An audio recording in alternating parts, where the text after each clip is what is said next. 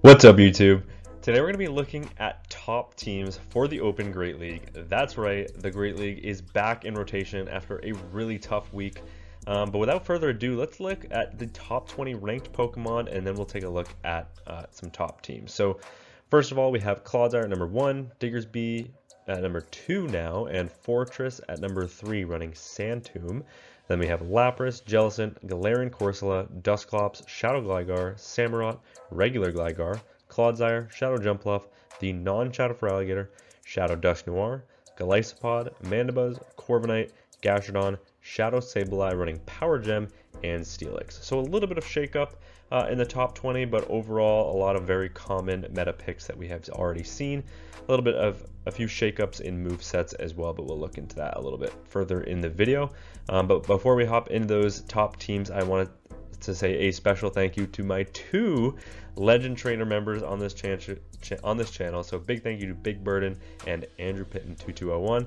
And now let's take a look at some top teams.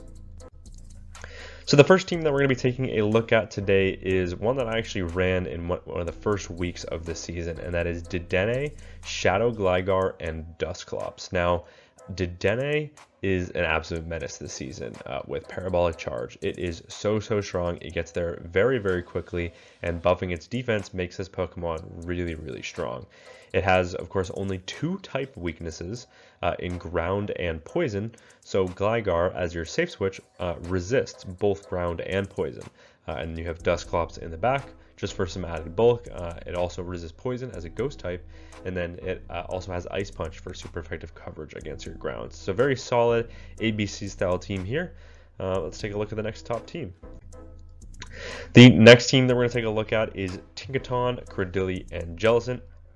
Tinkaton has only 2 weaknesses as well. It is weak to Ground and Fire, so we have 2 Pokemon in the back that cover those weaknesses, right?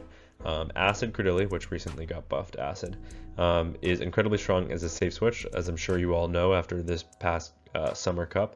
And it can hit Fire for super effective damage with Rock Tomb, and then Grounds for super effective damage with Grass Knot. It also has 4 weaknesses itself: Ice, Bug, Steel, and Fighting, which are all resisted on Jellicent, and neutral at worst on Tinkaton. So that's a really good core. But then you also have Jellicent, which makes a great core with Tinkaton because it has super effective coverage in Surf for the Fire and Ground types. And then Jellicent is also weak to Darks, which are covered by Tinkaton, and then Grass and Electric, which are resisted by Cradily, making this an incredibly flexible ABC style team.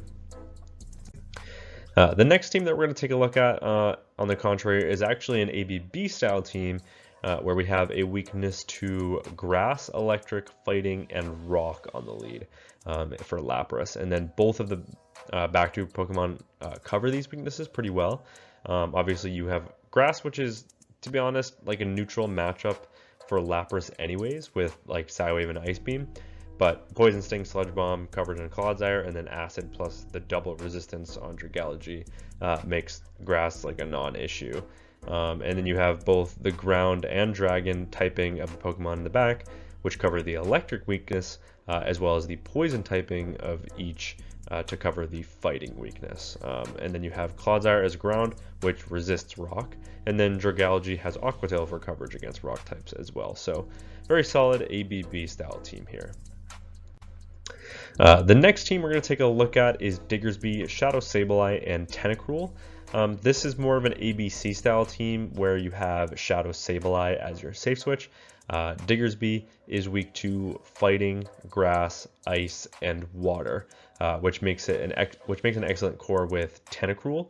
Tentacruel, of course, was double buffed this season. Whether you want to run Acid or Poison Sting, just kind of if you need more fast move pressure or if you need better energy generation, you choose there.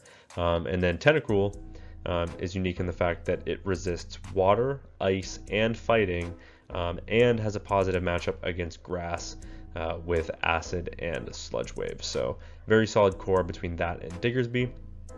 And of course it only takes neutral damage as a Poison from Grass as a half Water as well.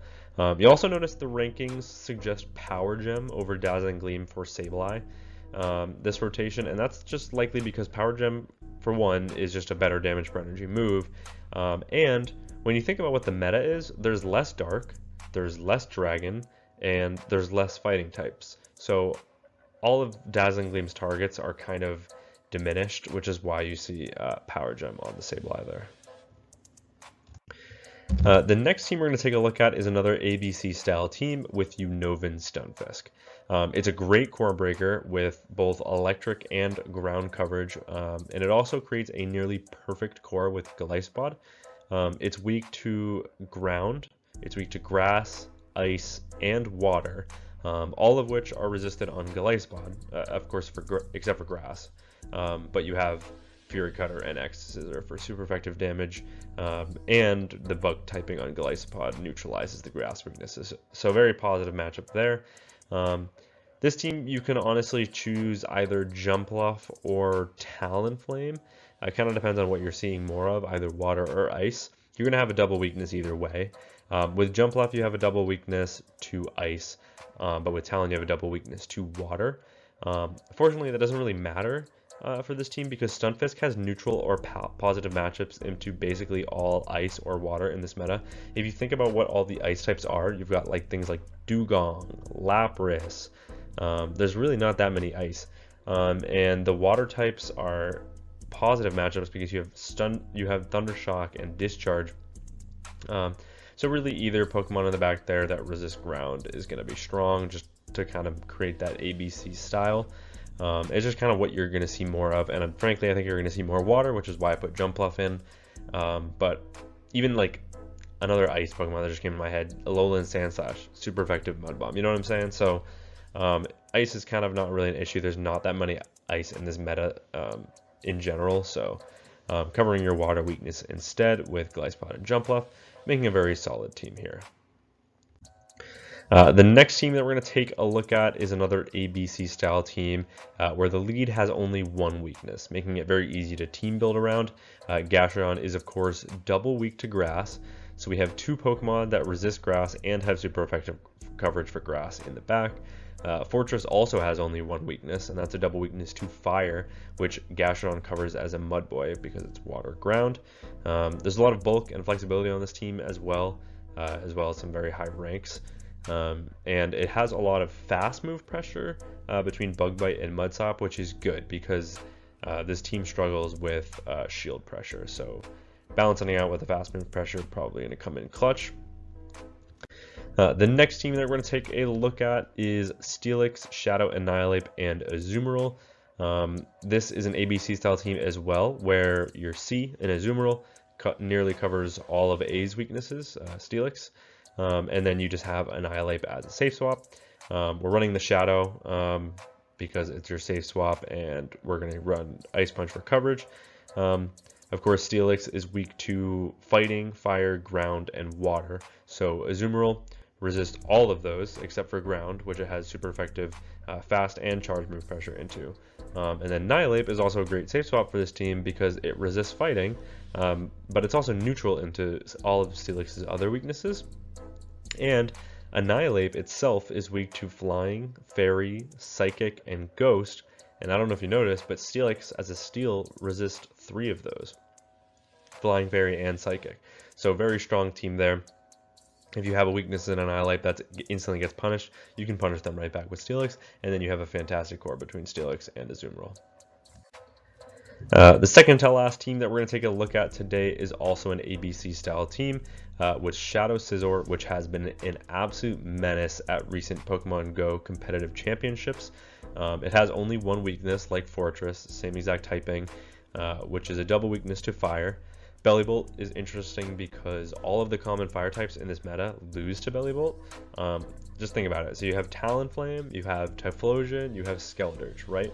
The electric typing or the Sucker Punch fast move pressure causes each of them a problem. Talonflame, if it's running double flying moveset, is walled by Bellibolt for its charge moves.